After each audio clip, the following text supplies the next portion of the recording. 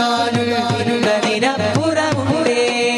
അക്രമികൾ ഈ നാടു മുടിക്കാൻ കാത്തുകിടക്കുന്നുണ്ടേ.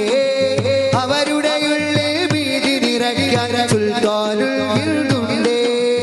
അക്രമികൾ ഈ